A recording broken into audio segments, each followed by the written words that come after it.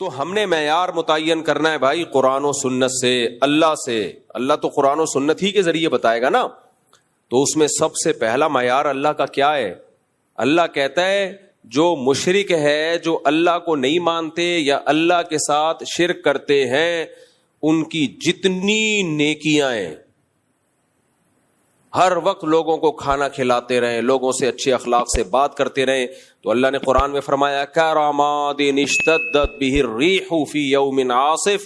ایک راکھ کا پہاڑ ہوتا ہے نا، پہاڑ راکھ ہوتی ہے نا، جو جل کے راکھ حاصل ہوتی ہے، کتنی لائٹ، کتنی ہلکی ہوتی ہے وہ. اس کا پہاڑ ہو تو دیکھنے میں تو لگے گا بڑا وزنی، لیکن آپ پھونک ماریں گے وہ پہاڑ اڑ جائے گا.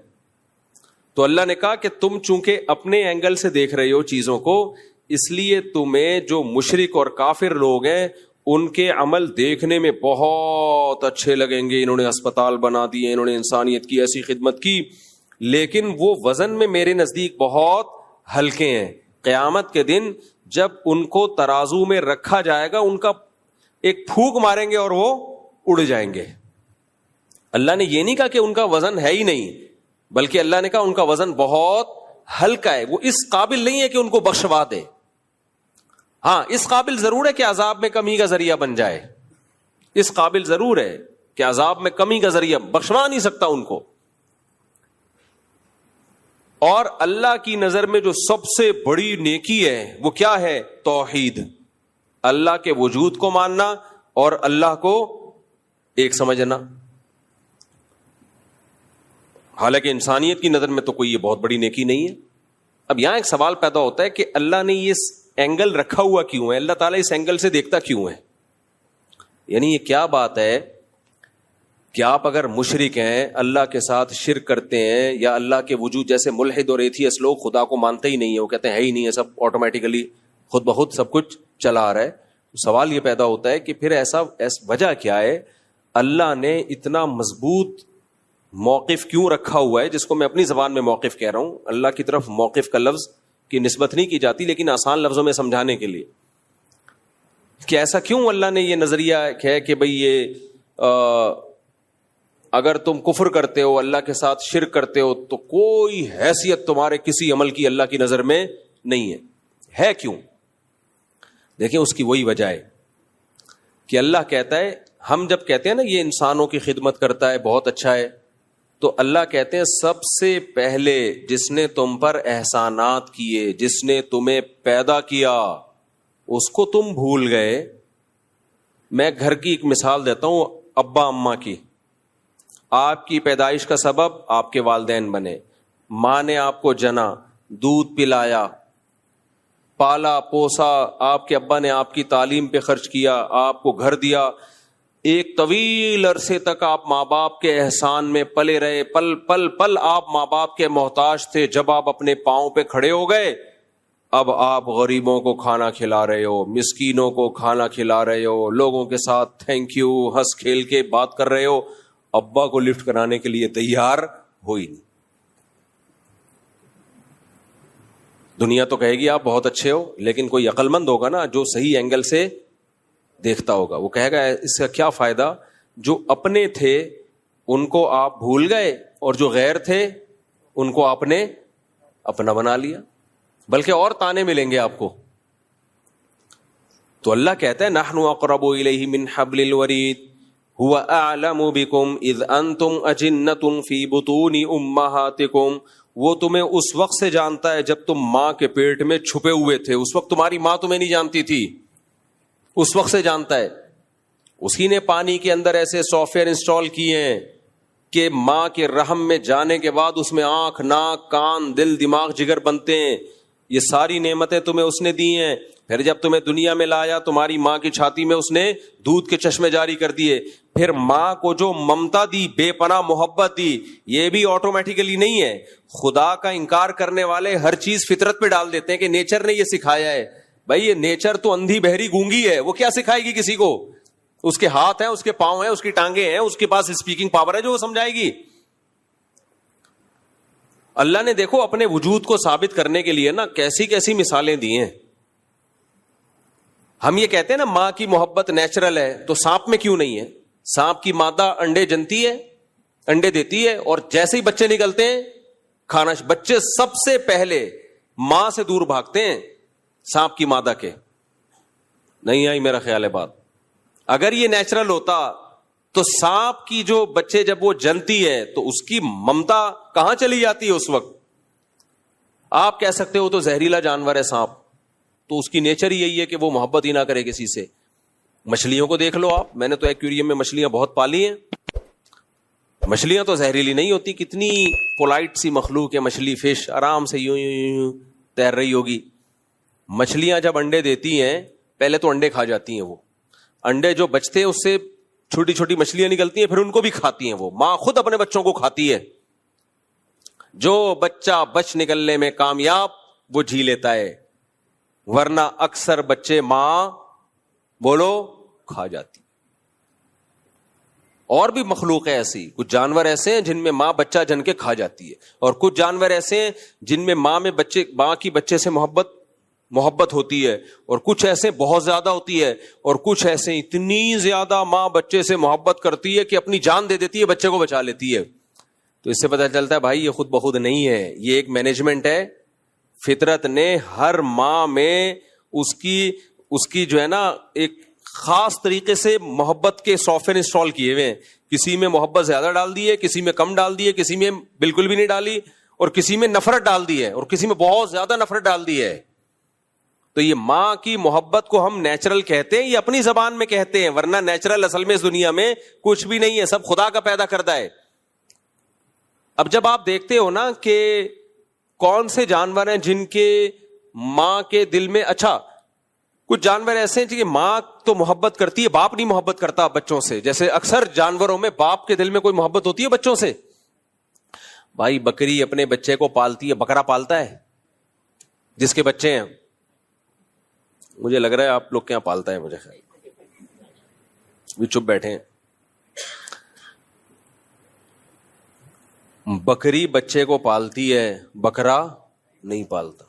گدھی گدھے کو پالتی ہے, گدھا نہیں پالتا. اس کو کوئی ہوش ہی نہیں ہے کہ میرا بچہ ہے یا پڑوسیوں کا بچہ ہے, اسے کوئی فرق. مچھلیوں میں کیا ہوتا ہے, بچے پیدا ہوئے مچھلیاں کھانا شروع کر دیتی ہے, لیکن بعض مچھلیاں ایسی ہیں اتنی محبت کے جو پیر ہے نا, ماں بھی پالتی ہے اور اس مچھلی کا باپ بھی پالتا ہے. تو اگر یہ خود بخود ہو رہا ہوتا نا تو اس میں اتنی خوبصورت مینجمنٹ نہ ہوتی. اب سائنسدانوں نے جب غور کیا نا کہ کون سی جانور ایسا ہے جس کی ماں میں محبت بہت زیادہ ہے, کسی میں کم ہے, کسی میں ماں اور باپ دونوں میں ہے, اور کسی میں بالکل بھی نہیں ہے, تو دیکھا کہ جن جانوروں کا گروتھ ریشو بہت کم ہے اور وہ بہت کم ہے, ان میں ماں کی ممتا بہت زیادہ. اور کچھ جانور ایسے جن کا گروتھ ریشو بھی کم ہے اور ان میں بچوں کے مرنے کے چانسز انوائرمنٹ اور ماحول کی وجہ سے بہت زیادہ ہیں, تو ان میں ماں کی اور باپ کی ممتا زیادہ نہیں بلکہ بہت سے بھی زیادہ ہے. اور کچھ جانور ایسے جن کی گروتھ ریشو بھی کم اور وہ طوفانی ہواؤں میں پیدا ہوتے ہیں اور بے تحاشا ان کو طوفان جھیلنے پڑتے ہیں, تو ان میں صرف ماں اور باپ کی محبت نہیں, پورے خاندان کی محبت ڈالی ہوئی ہے, سارا خاندان مل کے بچے کو پالتا ہے. یہ جو پینگوئن ہے آپ اس کی ویڈیوز جا کے دیکھو. ابے وہ پینگوئن نہیں جو 3 پیس سوٹ اور ٹائی پہن کے وہ سمندر کے گرد گھوم رہے ہوتے ہیں, 3 پیس سوٹ اور ٹائی میں نہیں, وہ جس کو پانی کی بلی کہتے ہیں میرے خیال ہے اردو میں, وہ 3 پیس. مجھے تو ایسا لگتا ہے, میں نے دیکھا ہے وہاں ناروے وغیرہ میں نا, تو وہ جاپان میں بھی برف میں ہوتے ہیں نا وہ, تو وہ انہوں نے ان کا ماحول بنایا ہوا, سخت شدید سردی میں رہتے ہیں وہ. تو یہ انٹارکٹیکا وغیرہ میں جہاں پر بہت برفانی ہوائیں, طوفان, تو بچہ ان طوفانوں کو نہیں جھیل سکتا.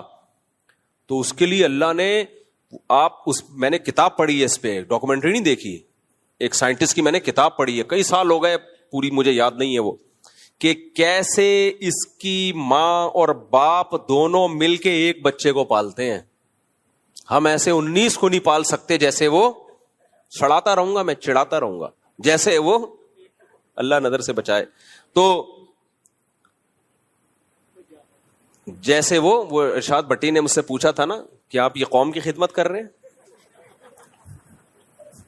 وہ بھی बेचारा फैमिली प्लानिंग वालों से मुतासिर है ना, कह रहे बहुत अच्छी खिदमत हो रही है, बहुत स्टाइल से वो तंज मारे थे उसने। तो लोग समझते हैं मैं शर्मिंदा हो जाऊंगा, मैं शर्मिंदा हूं, लेकिन इस पे शर्मिंदा हूं कि प्रोग्रेस जितनी होनी चाहिए उतनी है नहीं, फिर मैं शर्मिंदा हूं। जो रिजल्ट होना चाहिए वो है नहीं। 19-20 तो आप आजकल आप केपीके में जाओ आराम से, 19-20 कोई मसला ही नहीं। तो खैर तुम कितने हो?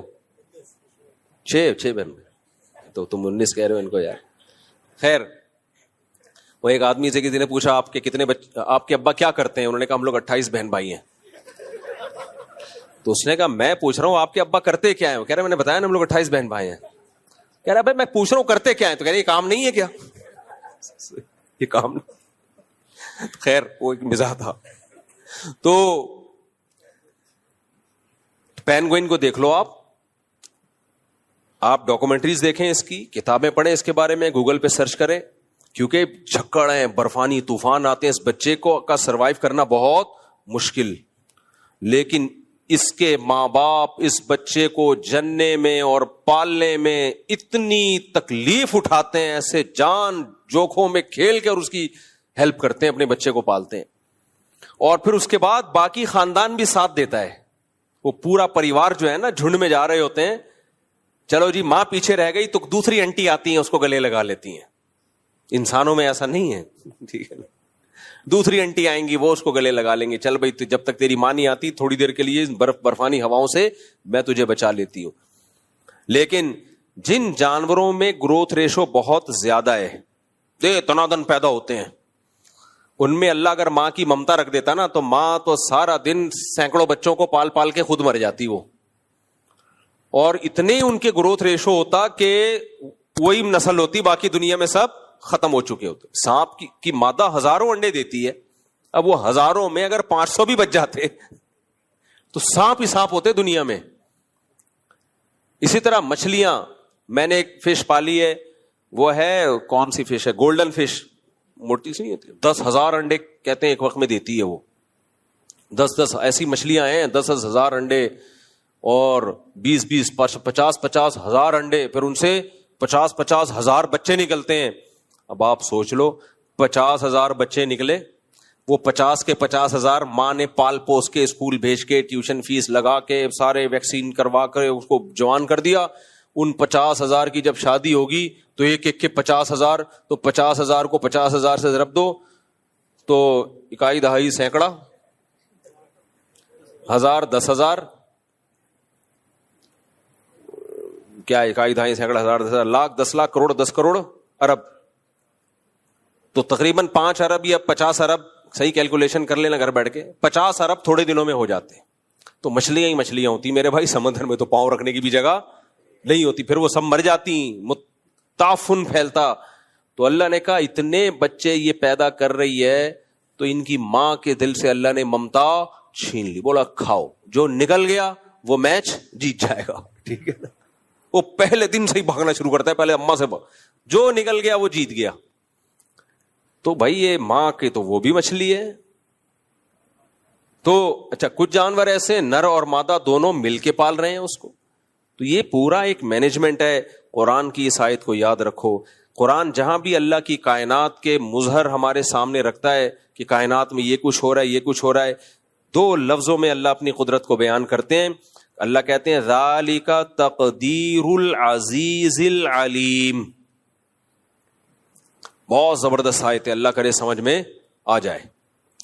जो अल्लाह का इनकार करने वाले लोग हैं ना, अल्लाह उनको नहीं छोड़ेगा। अल्लाह कहते हैं तुम कितने नेक हो, कितने नीट क्लीन, थैंक यू, और हर वक्त अच्छी अच्छी बातें करते हो, गरीबों को खाना खिलाते हो, अस्पताल बना दिए, यतीम खाने बना दिए, और बहुत ही nice person, nice to meet you. ये सब जब तुमसे कोई मिलता है तो लोग कहते हैं नाइस टू मीट यू, बहुत खुश होते हैं। और लेकिन अगर तुम मुझे नहीं मानते, अल्लाह कहते नहीं छोड़ूंगा मैं, क्योंकि तुमने छोटा जुर्म नहीं किया, छोटा जुर्म नहीं किया। एक ऐसी जात का इनकार कर दिया जिसकी कुदरत की निशानियां सुबह शाम अपनी आंखों से देखते हो, सुबह शाम देखते हो, तो तुम्हें उसका क्यों ख्याल नहीं आया? تو تقدیر العزیز العلیم،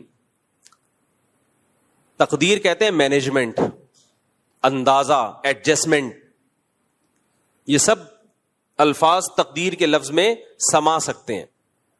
ایڈجسٹمنٹ ہے اس میں، مینجمنٹ ہے اس میں، ہمیں ایک کیلکولیشن ہے اس میں، ایک ہوائی نہیں ہے ورنہ نظام چل نہیں سکتا تھا. اب ملحد اور ایتھیس کیا بولتا ہے؟ ایتھیس بولتا ہے کہ حسن اتفاق ہے اس لیے ایسا ہو رہا ہے، یعنی خوبصورت مینجمنٹ ہے نیچر کی وجہ سے. اللہ کیا کہتے ہیں؟ خوبصورت مینجمنٹ ہے نیچر کی وجہ سے، لیکن اس نیچر کو بنانے والا کون ہے؟ خالق. خود بخود یہ نیچر بنی نہیں ہے. یہ فزکس کے جو لا ہیں اور جو پوری دنیا جن قوانین پہ چل رہی ہے، یہ خود بخود نہیں بن سکتے، یہ ہو نہیں سکتا. تو اس لیے اللہ کی نظر میں سب سے بڑا مجرم وہ ہے جو خدا کا انکار کرے. ہلکا جرم نہیں ہے. تبھی تو ہمارے اسلاف بزرگان دین اس کی ساری زندگی کوشش کرتے رہے کہ ہماری ایمان پر موت واقع ہو، ایسا نہ ہو ہم سے آخری وقت میں ایمان سلب ہو جائے. اب آپ دیکھو اتنے لوگ ایمان کفر پہ موت واقع ہو رہی، ان کو تو اس کو کوئی پرواہ نہیں ہوتی. کتنے کافر ہیں ان کو کہا جائے موت کے وقت اب تو تم کلمہ پڑھ لو بھائی، کہتے نہیں ابھی بھی نہیں پڑھ رہے ہوتے. وہ ان کی نظر میں کلمے کی ویلیو نہیں ہے. اور ہمارے یہاں بزرگان دین اور اسلاف جن کی زندگی گناہوں سے پاک تھی، ساری زندگی اسی خوف میں گزر گئی کہ اللہ ہم سے ایمان نہ چھین لے، کیونکہ ان کو ایمان کی ویلیو کو پتہ ہے. بھائی قیامت کے دن اعمال کے ترازو میں جو چیز سب سے وزنی ہوگی وہ کیا چیز ہوگی؟ ایمان، توحید، عقیدہ توحید، اللہ کی کتابوں پر، اللہ کے پیغمبروں پر ایمان. تو یہ ہلکی چیز نہیں ہے، اس کو ہلکا نہ لیا کرو، کیونکہ آج کل مسلمانوں نے اس کو ہلکا لینا شروع کر دیا ہے. اور جب آپ اس نیکی کو ہلکا لوگے تو پھر اللہ کی نظر میں بھی آپ کی نیکی ہلکی ہو جائے گی. اللہ کہیں گے اس کو خود اپنی ویلیو، اپنی نیکی کی ویلیو نہیں ہے اس کے دل میں. تو کیسے لوگ ہلکا سمجھتے ہیں؟ لوگ غیر مسلموں کی تعریفیں کر رہے ہوتے ہیں. ابے یار کیا ہوا ہے، کلمہ نہیں ہے، ہیں تو ہم سے اچھے نا. بھائی کلمہ نہیں ہے، ہلکی بات ہے یہ، کلمہ نہیں ہے. لوگ کہتے ہیں کیا ہو گیا، نماز نہیں پڑھتے، لیکن ہیں تو ہم سے اچھے. نا نا نا نا، اللہ کہتے ہیں نماز پڑھے بغیر وہ تم سے اچھے نہیں ہو سکتے، کلمے کے بغیر وہ تم سے اچھے نہیں ہو سکتے. تو اللہ کہیں گے ٹھیک ہے پھر تو بھی اللہ ہو سکتا ہے آپ سے ایمان سلب کر لیں، کہ جس کو خود ایمان کی پرواہ نہیں ہے. اس لیے میں جو لوگ یورپ امریکہ میں جاتے ہیں ان سے بولتا ہوں بھائی اپنے ایمان کو بچانا، ایمان کو، اس پہ سودے بازی مت کرنا، اس پہ سمجھوتا مت کرنا. ہم مسلمان ہیں، یہ بہت بڑی نعمت ہے، مر جاؤ کٹ جاؤ، نہیں بھائی ایمان نہیں چھوڑنے کا. اعمال اس کے بعد آتے ہیں، اعمال کو بھی فوکس کرنا ہے، لیکن اللہ کی نظر میں وزنی چیز ادھر ادھر ادھر میں یہاں بیٹھا ہوں، وہ بعد میں آپ کو میں تصویر دکھا دوں گا ان کی. اللہ کی نظر میں سب سے زیادہ ویلیو کس کی ہے؟ بولو، ایمان کی ویلیو ہے سب سے زیادہ. تو قرآن میں جو آیت ہے ذالک تقدیر العزیز العلیم، اللہ کہتے ہیں کہ یہ جو کائنات میں تمہیں مینجمنٹ نظر آئے گی نا، جیسے میں نے بتایا کہ اس طرح سے، اچھا کوئی ایک مخلوق بھی آپ پال لو نا جانوروں کی، اسی میں اللہ کی قدرت کے بے شمار نمونے نظر آ جاتے ہیں آپ. میں نے 50 مرغیاں ہیں نا، 4 مرغیاں تھیں تو ہوتے ہوتے اب ایک سال میں 50-60 ہو گئی. اب آپ دیکھو اللہ کی نظام دیکھو، مرغی کھانے کے لیے ہے نا، انڈے دینے کے لیے. اب وہ مرغے اتنے ہو گئے ہیں، مرغیاں برابر ہیں، مرغوں نے ایک دوسرے کو مار مار کے بیڑا غرق کیا ہوا ہے. کل ایک جنازہ مرغے کا نا، ہمارے مالی نے تصویر بھیجی، ایک جنازہ دیکھ رہے ہو آپ، اس کی آخری سانسیں چل رہی ہیں. وہ مجھے بار بار کہہ رہے ہیں مفتی صاحب کچھ مرغے ذبح کر کے کھا جاؤ. میں نے کہا دیکھو اللہ نے یہ مرغے کھانے کے لیے پیدا کیے ہیں. کس کے لیے پیدا کیے؟ نہیں کھاؤ گے نا یہ آپس میں لڑیں گے. نسل کے لیے چند مرغے ہی ہوں گے، مرغیاں زیادہ رکھو مرغے کم رکھو، یہ اللہ نے بتا دیا ہمیں کہ نسل کے لیے چند مرغے ہوں گے، باقی کس کے لیے؟ کھانے کے لیے. نہیں کھاؤ گے تو یہ آپس میں لڑ لڑ کے ایک دوسرے کو مار دیں گے. تو کل سے پھر میں نے کاٹنا شروع کی ہے. آج اگر بٹیر کی دعوت نہ ہوتی تو آج میں نے دیسی مرغا کھانا تھا. تو حقیقت یہ آپ کی بصیرت کی آنکھیں کھلی ہونا تو ایک ایک چیز میں آپ کو اللہ کی قدرت نظر آئے گی. کوئی کام نر پیدا ہوتے ہیں کٹنے کے لیے پیدا ہوتے ہیں. اللہ کہتے ہیں کھانے کی مخلوق ہے, تم کھا نہیں رہے تو یہ آپس میں ماریں گے ایک دوسرے کو. نسل بڑھانے کے لیے تو 8-10 مرغیوں پہ ایک مرغا کافی ہے, باقی تو کھانے کے لیے ہے. کیوں نہیں کھا رہے؟ کنجوسی کر رہے ہو, مار دوں گا. جنازے اٹھیں گے. کل ایک جنازہ تھا, بس وہ پہلے ہی سبق 3-4 جنازے تو اٹھ چکے ہیں. خود ہی مار رہے ہیں. مرغے اتنے اگریسو ہوتے ہیں نا, وہ ایک دوسرے کو برداشت نہیں کرتے, اور مارتے بھی مرغیوں کی محبت میں ہیں. وہ تو عشق میں مرتا ہے ایک مرغا, وہ کہتا ہے یہ مرغی میری ہے, وہ کہتا ہے تیری میری ہے. وہ پھر لڑتے ہیں, مار دیتے ہیں ایک دوسرے کو. ایک جو جیت گیا اس کو مرغی مل گئی. وہ ہے نا, وہ ایک مرغی کے پیچھے بھاگ رہا تھا, مرغی گاڑی کے نیچے آ گئی. مرغا کہتا ہے جان دے دی, عزت پہ آنچ نہیں آنے دی اس نے. جان دے دی, عزت پہ آنچ نہیں آنے دی. یہ ایک الگ اینگل سے سوچ رہا تھا مرغا. خیر, تو یہ بھی ایک آپ کو میں بات بتاؤں جنرل نالج کی. آج کل نا مچھلیوں کی فارمنگ شروع ہو گئی ہے. ڈاکٹر لوگ یہ کہتے ہیں اگر یہ فارمی مرغی نہ ہوتی تو آج دیسی مرغیاں اتنی نہیں تھی کہ لوگوں کی گوشت کی ضرورت پوری کر لیتی. یہ بالکل غلط ہے, یہ بالکل غلط ہے. ضرورت ایجاد کی ماں ہے. اگر یہ ہم فارمی مرغی نہ ہوتی نا, جو کراس بریڈنگ کر کے ایک نسل نکال لی ہے, تو دیسی مرغیاں لوگ پال رہے ہوتے گاؤں دیہاتوں میں, پھر بھی ہماری ضرورت پوری ہو رہی ہوتی. اصل میں ہوتا یہ ہے کہ یہ جو کاروباری لوگ ہیں نا, جو سرمایہ دار لوگ ہیں, ان کی ہوس کو پورا کرنے کے لیے یہ سارے چوچلے ہوتے ہیں. ان کی ہوس کو پورا کرنے کے لیے ان کو چاہیے کہ ہماری انویسٹمنٹ کم ہو اور آؤٹ پٹ اس کا بہت زیادہ ہو. پھر وہ جب ایک چیز سوسائٹی میں پھیل جاتی ہے تو ظاہر ہے دیسی مرغیوں کی جو پروڈکشن ہے وہ خود بخود کم ہو جائے گی. اب ہم یہ کہہ سکتے ہیں کہ بھائی دیسی مرغیاں ہماری گوشت کی ضرورت پوری نہیں کر سکتی. لیکن اگر فارمنگ کو ختم کر دیا جائے تو یہ دیسی پوری کریں گی, کیونکہ میں نے تو مرغیاں پال کے دیکھا ہے, ایسے ان کی گروتھ ہوتی ہے نا, 1 سے 2, 2 سے 4, 4 سے 8, 8 سے 16, 16 سے 32 ملٹی پلائی ہوتی چلی جاتی ہے. ان کی نسل کو روکنا ممکن نہیں ہوتا. اگر آپ کے پاس تھوڑی سی بڑی جگہ ہے, آپ بیزار آ جاؤ گے مرغیوں سے, اتنی اسپیڈ سے پھیلتی ہیں یہ. تو یہی حشر ہم نے مچھلی کے ساتھ کیا. کراچی میں اتنی مچھلی پیدا ہوتی ہے, اتنی مچھلی پیدا ہوتی ہے, آج تک کبھی ایسا نہیں ہوا ہوگا کہ آپ مارکیٹ میں گئے ہو اور مچھلی نہ ملی ہو پورے ملک میں. لیکن سرمایہ داروں نے کیا کیا کہ ان کو پیسہ کمانا ہے, دولت کمانی ہے, انہوں نے مچھلی کی بھی فارمنگ شروع کر دی. فیڈ کھلا کھلا کے اس کو بڑا کر دو اور تالاب میں پالو. نہ اس کو وہ ماحول ملتا ہے بھاگنے دوڑنے کا, نہ وہ اس کو آرگینک خوراکیں ملتی ہیں. اب رزلٹ کیا نکلا, وہ اتنی سستی ہے کہ اب سمندر سے خریدنا لوگوں نے جو آرگینک ہے وہ چھوڑ دی. بھائی یہ بہت سستی مل رہی ہے, اور تاجروں نے بھی اسی کو فوکس کیا, یہ جلدی تیار ہو جاتی ہے. نتیجہ کیا نکلے گا, جو سمندروں میں شکار ہو رہا ہے اسے چھوڑ چھوڑ کے لوگ کس پہ سیٹ ہو جائیں گے. یہاں تک کہ اب فشری جہاں سے سمندری مچھلی نکلتی ہے وہاں بھی فارمی مچھلی جا کے بک رہی ہوتی ہے. فارم کی مچھلی وہاں جاتی ہے اور لوگ فشری سے سمندر کی سمجھ کے لا رہے ہوتے ہیں. تو جب یہ زیادہ ہو جائے گا تو تاجر اس پہ سیٹ ہو جائیں گے. پھر یہ اس طرح کی باتیں سوسائٹی میں ہوں گی, بھائی یہ تو بڑا زبردست ہو گیا کہ فارمی مچھلی کے تالاب بن گئے, ورنہ آبادی اتنی بڑھ چکی ہے کہ سمندر کی مچھلی ہماری ضرورت پوری نہیں کر سکتی تھی. تو یہ ہوتا ہے نقطہ بادل وقوع. کوئی کام آپ پہلے حماقت کر لیتے ہو, پھر اس کے بعد اس کے آپ حکمتیں تلاش کرنا شروع کر دیتے ہو. ورنہ خوراک کے معاملے میں چاہے دیسی مرغی ہو چاہے مچھلی ہو, آبادی کو ڈبل در ڈبل کر دو, دگنا در دگنا کر دو. نہ سمندر نے کبھی ہاتھ روکا ہے اور نہ کوئی خوراک کی کبھی کمی ہوئی ہے. یہ سب ہوائی باتیں جن کی کوئی لاجک نہیں بنتی. جب آپ ایک آرٹیفیشل پہ سیٹ ہو جاؤ گے پھر ظاہر ہے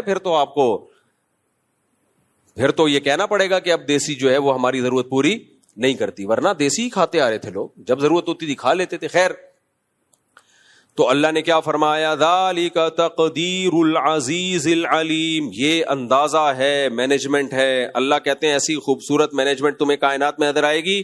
اور یہ مینجمنٹ بھی صرف کوئی مینیجر ہونا ضروری نہیں ہے. جس کی طرف سے یہ مینجمنٹ ہے اس میں 2 صفات کا ہونا ضروری ہے, ورنہ اس کے بغیر یہ مینجمنٹ ہو نہیں سکتی تھی. ایک انتہائی طاقتور ہو, جو چاہے کر سکتا ہو. نمبر 2, اس کو ہر چیز کا علم ہو. بعض دفعہ آپ کے پاس طاقت ہوتی ہے, نالج نہیں ہوتی, تو بھی آپ کام کر ہی نہیں سکتے. مثال کے طور پر کسی کے پیٹ میں درد ہے, وہ آیا آپ کے پاس طاقت ہے, ایک جبڑا پھاڑ سکتے ہو اس کا, یوں کر کے پیٹ چیر سکتے ہو, لیکن آپ کے پاس نالج نہیں ہے کہ پیٹ کے درد کا علاج کیسے ہوتا ہے. اب آپ تھپڑ مار مار کے اس کو درد ٹھیک کر رہے ہو, جیسے مائیں بچوں کو تھپڑ مار مار کے چپ کرا رہی ہوتی ہیں. بچہ رو رہا ہے سر میں درد, ناک میں درد کی وجہ سے یا گلے میں درد کی وجہ سے, مائیں تھپڑ مار مار کے طاقت کا استعمال کر کے اس کو چپ کرا رہی ہیں. وہ چپ ہونے کے بجائے اور چیخ چیخ کے رو رہا ہوتا ہے. وجہ کیا ہے؟ ماں کے پاس طاقت تو ہے, نالج نہیں ہے کہ یہ رو کیوں رہا ہے. نالج نہیں ہے تو سمجھتی ہے طاقت کے زور سے میں بچے کو دبا دوں گی, ڈرا ڈرا کے نا چپ کرا دوں گی. وہ چپ نہیں ہوتا. دوسرا یہ کہ آپ کے پاس نالج تو ہے لیکن طاقت ہی نہیں ہے. مثال کے طور پر آپ کو پتا ہے اس کے کمبخت کے پیٹ میں درد اس لیے ہو رہا ہے, استغفر اللہ کمبخت نہیں کہنا چاہیے, اس کے پیٹ میں درد اس لیے ہو رہا ہے کہ اس کو قبض ہے. نالج ہے آپ کے پاس, اور قبض کا علاج بھی آپ کو پتا ہے کہ جی قبض کا علاج یہ ہے کہ جمال گوٹا, وہ نہیں جو بھینس کے منہ میں ڈالا تھا, بھینس نے پہلے پھونک مار دی تھی تو اسی کے منہ میں چلا گیا تھا وہ, تو جمال گوٹا اس کو کھلا دیا جائے, یا کوئی بھی ڈاکٹر لوگ بتاتے رہتے ہیں یہ قبض کی گولی ہے یہ کھا لی جائے. نالج تو ہے لیکن اتنے پیسے ہی نہیں ہے کہ آپ وہ گولی خرید کے لے آؤ, تو بھی آپ کچھ نہیں کر سکتے. تو دنیا میں جو کامیاب لوگ ہوتے ہیں ان کے پاس کسی کام کے کرنے کی طاقت بھی ہوتی ہے اور اس کام کے بارے میں نالج بھی ہوتی ہے, تو آپ کامیاب ہو سکتے ہیں. ادروائز آپ صرف باتیں ہی پھینکتے رہو گے کچھ بھی نہیں ہوگا. جیسے لوگ بڑے بڑے ویژن بناتے ہیں, یہ کر لیں گے وہ کر لیں گے, بھائی آپ کے پاس وسائل کیا ہیں؟ وسائل کچھ بھی نہیں ہے ہمارے پاس, تو پھر کچھ بھی نہیں ہو سکتا. اور اگر وسائل ہیں لیکن نالج ہی نہیں ہے کہ کس وقت کیا کون سا وسیلہ اور کون سا ذریعہ ہم نے استعمال کرنا ہے, تو بھی فائدہ نہیں ہوگا. تو اب کیا مسئلہ ہے؟ اللہ کہتے ہیں اس پوری کائنات میں تم غور کرو گے تو 2 نتیجوں تک پہنچو گے, ایک بلکہ 3 نتیجوں تک پہنچو گے. نمبر 1, اس کا بنانے والا کوئی ہے, یہ خود بخود نہیں ہے. نمبر 2, بنانے والا بہت طاقتور ہے, جو چاہے کر سکتا ہے. نمبر 3, صرف طاقتور نہیں ہے, اس کے پاس نالج ہے, علم بہت زیادہ ہے. اس کو پتا ہے کس کی نسل بڑھانی ہے کس کی نسل گھٹانی ہے. اس کو پتا ہے مفتی طارق مسعود کے بچے زیادہ ہونے چاہیے. خیر یہ تو ایک بیچ میں ایسی مثال آ گئی. اس کو پتا ہے کہ کون سی مخلوق کی نسل بڑھنی چاہیے کون سی مخلوق کی نسل گھٹنی چاہیے. دیکھو آسٹریلیا میں ہم جو یہ قربانی کے جانور ذبح کرتے ہیں نا, ترس آتا ہے ہمیں یار, بیچارے جوان ہٹے کٹے ذبح کر کے ہم کھا جاتے ہیں. ان کے جینے کی عمر تھی, اگر ہم ان کو ذبح نہ کریں نا یہ ہمیں کھا جائیں. یہ کیا کریں؟ ہمیں کھا جائیں. یا تو ان پہ بہت زیادہ ظلم ہوگا, یا بھوکے مریں گے, یا ہمیں کھا جائیں. ہمیں کیسے کھا جائیں میں ایکسپلین کرتا ہوں, مثال سے سمجھاتا ہوں. یہ جو 4 قسم کے جانور ہیں نا جن کا شریعت نے حکم دیا کاٹ کے کھا جایا کرو ان کو ذبح کر کے, اگر آپ ان کو نہیں کھاتے نا, یا بقرعید میں ذبح نہیں کرتے, یا کھاتے ہی نہیں ہو آپ ان کو جینے دیتے ہو, ان کے پیٹ کمبختوں کے اتنے بڑے بڑے ہوتے ہیں نا کہ ان کو 2 ٹائم پوری دیگیں چاہیے. بھینس کو کیا چاہیے پتا ہے؟ 2 ٹائم, 2 روٹی نہیں چاہیے اس کو پورا ونڈا چاہیے, اتنی بڑی تعداد میں. بھائی اس کو بند کروا دینا, یہ ہمیشہ بے وقت یہاں سے, ایک تو یہ ویسے بھی الارم کے طور پر اذان کا ٹھیک ہے ہی نہیں اذان کا بجنا, تو اتنے بڑا ان کا پیٹ ہوتا ہے. ہمارے محلے سے نا ایک گائے بھاگ گئی تھی بقرعید کے دنوں میں, بچڑا تھا بھاگ گیا تھا, ذبح کرنے کے لیے لگے تو بعض دفعہ وہ بچڑا بھاگ جاتا ہے, اتنا طاقتور ہوتا ہے, بھاگ گیا وہ, بھاگا وہ غائب, مل ہی نہیں رہا, اتنی کہاں غائب ہو گیا. 3-4 دن کے بعد ملا, پھر وہ ہڈیوں کا ڈھانچہ بن گیا تھا. وجہ کیا ہے؟ اس کو بھائی 2 ٹائم پیٹ بھر کے خوراک چاہیے تھی, وہ کہاں سے لیتا؟ وہ یہ پودوں سے اور باہر اتنا تھوڑی مل جاتا ہے اس کو. تو یہ وہ جانور ہیں جن کو کون کھلاتا ہے؟ انسان. اور انسان کا اس پہ خرچہ نہیں, ٹھیک ٹھاک خرچہ ہوتا ہے. آپ کہہ سکتے ہو کھیتوں میں تو جانور خود کھا رہے ہوتے ہیں, تو وہ کھیت بھی اگائے جاتے ہیں باقاعدہ. ہاں یہ جنگلی جانور ہیں جو جنگلوں میں گھوم رہے ہوتے ہیں, تو ابھی ان کی قربانی کا شریعت نے ہمیں حکم نہیں دیا, ان کی قربانی سے قربانی ہوتی نہیں ہے. اب ہوتا کیا ہے؟ اونٹ اتنا پانی پیتا ہے, اتنی خوراک ہے اس کی, اگر آپ ان کی نسل کو ایسے ہی چھوڑ دیں گے, کاٹ کے کھائیں گے نہیں, تو یہ جنگلوں کے جنگل کا صفایا کر دیں, زمین کی گھاس اور گرینری کو یہ ختم کر دیں. اگر آپ کو یقین نہ آئے نا, آسٹریلیا میں جا کے دیکھو. آپ آسٹریلیا میں 100-150-200 سال پہلے انگریز اپنے ساتھ مسلمانوں کو لے کر گئے تھے ہندوستان سے, پشاور سے بھی کچھ لوگ گئے, تو یہ لوگ اپنے ساتھ اونٹ لے گئے تھے مسلمان, بحری جہازوں میں اونٹ لے جا کے انہوں نے جنگلوں میں کام وام کیے جو بھی, تو پھر یہ جب واپس آئے تو اونٹ وہیں چھوڑ دیے انہوں نے. اب وہاں اونٹ کا گوشت نہیں کھایا جاتا, آسٹریلیا میں گورے نہیں کھاتے. نتیجہ کیا نکلا ہے, ان اونٹوں کی نسل اتنی بڑی ہے. 2 واقعات تو میرے سامنے ہیں. میں جب لاسٹ ٹائم آسٹریلیا گیا اس وقت بھی, اور اس سے پہلے جب آسٹریلیا گیا اس وقت بھی یہ واقعہ ہوا کہ ان کی گورنمنٹ نے 10,000 اونٹ پسٹل سے فائر کر کے مارے ہیں جنگلوں میں. کتنے اونٹ؟ 10,000 اونٹ ہیلی کاپٹروں سے نا نشانہ لے کے مارے ہیں. میں نے ان لوگوں سے پوچھا بھائی کیا ہو گیا یار, یہ اونٹوں کو تم ایسے فائر کر رہے ہو جیسے کوئی دہشت گرد ہوتے ہیں. بھائی انہوں نے کہا آسٹریلین گورنمنٹ بیزار آ گئی ہے, یہ صحراؤں میں جتنا پانی ہوتا ہے یہ پی لیتے ہیں. یہ کہ اونٹ جب پانی پیتا ہے نا, قرآن نے بھی اس کا تذکرہ کیا, پیاسا اونٹ ایسے ٹینکوں کے ٹینک خالی کر دیتا ہے. اونٹ اسٹور بھی کرنا ہوتا ہے نا اس کو, اور اتنے جنگل میں یہ چرتا ہے, اتنا چرتا ہے گرینری ختم ہو جائے گی, دوسرے جانوروں کے لیے بچتا ہی کچھ نہیں. پھر مجھے اندازہ ہوا بھائی اللہ نے ان کی نسلوں کو کنٹرول کرنے کے لیے ہمیں آرڈر کیا دیا ہے, کھا جایا کرو, آپ نہیں کھاؤ گے تو یہ ہمیں کھا جائیں گے. یہ صحیح ہے نا. تو اللہ کا کوئی کام حکمت سے خالی نہیں ہے. اب انڈیا کی لوگ مثال دے سکتے ہیں, بھائی انڈیا میں تو گائے کو ذبح نہیں کیا جاتا, وہاں تو گائے ماتا کے ساتھ بڑی سیوا کی جاتی ہے اس کی, اور اس کو نہیں کھاتے, تو وہاں تو کوئی ایسا واقعہ نہیں ہوتا. نا نا نا نا, آپ ڈاکومنٹریز یوٹیوب میں دیکھ لو کہ انڈیا میں جو گائے جب بڈھی ہو جاتی ہے, بیل جب بڈھا ہو جاتا ہے, اس بیچارے کا حشر کیا ہوتا ہے, بھوک سے تڑپ کے مرتا ہے. وہ چند گایوں کی تو ہمیں نظر دکھا دیتے ہیں وہ کہ اس کو کوئی گھر میں لے گیا, اس کی مرم پٹی کی, اور اس بڑھیا کو بیچاری کو گھر میں رکھ کے کھلانا پلانا شروع, ذبح کرنا نہیں ہے کیونکہ وہ انہوں نے اس کو ماں بنایا ہوا ہے. لیکن وہ غریب آدمی کب تک کھلائے گا؟ وہ کہے گا میں اپنے بچوں کو کھلاؤں یا گائے ماتا کو کھلاؤں, اپنی سچی مچی کی ماتا کو کھلاؤں یا اس ماتا کو کھلاؤں؟ وہ تو پریشان ہو جاتا ہے. نتیجہ کیا نکلتا ہے, وہ جانور سسک کے مرتے ہیں. وہ ویڈیوز نہیں ڈالی جاتی, کچھ لوگوں نے تو ڈالی ہیں, کچھ ہندوؤں نے وہ ویڈیوز ڈالی ہیں, لیکن انہوں نے یہ دکھانے کے لیے ڈالی ہیں کہ دیکھو ہم ہندو ہیں, ہمیں گائے کا احترام کرنا چاہیے, لیکن ہمارے یہاں گایوں کا حشر کیا ہو رہا ہے, بیچاری کیسے سسک کے تڑپ کے مر رہی ہیں. تو یہ بھوک پیاس سے سسک کے تڑپ کے مریں گے یہ, اگر ہم ان کو ذبح کر کے کھائیں گے نہیں. تو اللہ کا دین ہے نا اسلام, اس لیے اللہ نے کہا کہ بھائی ابھی کھا لو, تو اس میں کیا ہوگا, تمہارے کام بھی آ جائے گا اور ایک اچھی موت مر جائے گا. یہ ذبح کر کے وہ تڑپ کے جو بھوک اور پیاس سے جو ترس کے اور تڑپ کے مرتا ہے, وہ موت سے یہ بچ جائے گا. تو اب وہاں بھی یہی ہوگا آسٹریلیا میں, جو اونٹ کو جو شوٹ نہیں ہوتے وہ جب بڈھے ہو جاتے ہیں تو کیا ہوتا ہے ان اونٹوں کے ساتھ, انسان جب بڈھا ہو جاتا ہے تو اولاد لا کے رکھتی ہے اس کے سامنے کھانا. گائے یا اونٹ جب بڈھا ہوگا اور کھانے چلنے کے قابل نہیں رہے گا, تو آپ کا کیا خیال ہے, وہاں اونٹ کے بچے لا کے ابا کے سامنے خوراک رکھیں گے, توڑ کے پانی کے پیالے لا کے رکھیں گے. وہ بھوک اور پیاس سے تڑپ کے ایڑیاں رگڑ کے سسک کے مرے گا وہ. تو اگر آپ ان کو ذبح کر کے نہیں کھاتے تو آپ کو گولیوں سے شوٹ کرنا پڑے گا, جو کسی کام کی بھی نہیں ہے. تو میں نے وہاں بولا کہ بھائی گورنمنٹ سے بولو کہ شوٹ کرنے کے بجائے یہ اتنے سینکڑوں ہزاروں اونٹ ہیں, یہ جو ہے وہ ہمیں دے دیں. تو ان کا جواب پتہ ہے کیا تھا, لے لو.